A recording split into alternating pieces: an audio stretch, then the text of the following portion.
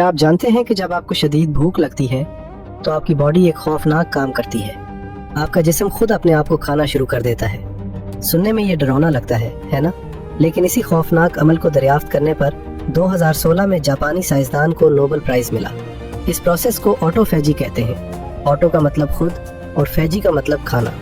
जब हम भूखे रहते हैं तो हमारे हेल्दी सेल्स जिस्म के अंदर मौजूद कैंसर ज़दा और बीमार सेल्स को खाकर सफाई कर देते हैं। ये बिल्कुल वैसा ही है जैसे आप अपनी गाड़ी की सर्विस करवाते हैं ताकि वो नई जैसी हो जाए। सोचिए, जापान ने ये बात 2016 में बताई, मगर 1400 साल पहले इस्लाम ने भूख को इबादत बना दिया था। मेरे और आपके नबी सल्लल्लाहु अलैहि वसल्लम ने फरमाया था, सौमु तसहु, यानी रोज़ा रखो, सेहतयाब हो जाओगे। कुरान की सूरह अल-बकरा में अल्लाह ने रोज़े का जिक्र करते हुए एक अजीब बात कही। अल्लाह ने फरमाया, और तुम्हारा रोज़ा रखना तुम्हारे ही हक में बेहतर है अगर तुम इल्म रखते हो।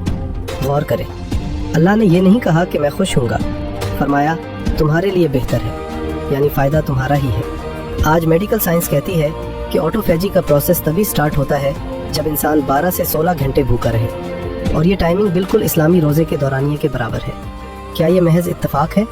ये सिर्फ सवाब का मामला नहीं, बल्कि कैंसर और बीमारियों से बचने का एक आसमानी डिटॉक्स प्रोग्राम है। जब आप रोज़े में होते हैं तो आपका जिस्म अपनी एनर्जी खाना हजम करने पर नहीं बल्कि खुद को ठीक करने पर लगाता है। टूटे हुए सेल्स जुड़ते हैं, पुराना कचरा बाहर निकलता है और इंसान अंदर से नया हो जाता है। इसीलिए साइंस कहती है कि जो लोग फास्टिंग करते हैं वो लंबी उम्र पाते हैं और देर से बूढ़े होते हैं। जिस हुक्म को हम बोझ समझते थे वो दरअसल अल्लाह की रहमत थी हमारी हेल्थ के लिए। दुनिया दवाइयों में सेहत ढूंढ रही है, जबकि अल्लाह ने सेहत परहेज और फाके में है, बल्कि जिस्म की हिफाजत का भी मुकम्मल निज़ाम है। रोज़ा हमें सिर्फ सेहत नहीं देता, बल्कि हमें गरीब की भूख का एहसास भी दिलाता है। साइंस ये भी कहती है कि रोज़े से आपका दिमाग ज़्यादा तेज़ काम करता है और फोकस बढ़ता है। शायद यही वजह थी कि मुसलमानों ने अपनी सबसे बड़ी जंगें जैसे ग़ज़वा बदर रमज़ान के महीने में जीते। ये अल्लाह का नुस्खा है जिसमें कोई साइड इफ़ेक्ट नहीं। आज से अपनी भूख को दुश्मन न समझे, बल्कि उसे अपना डॉक्टर समझे।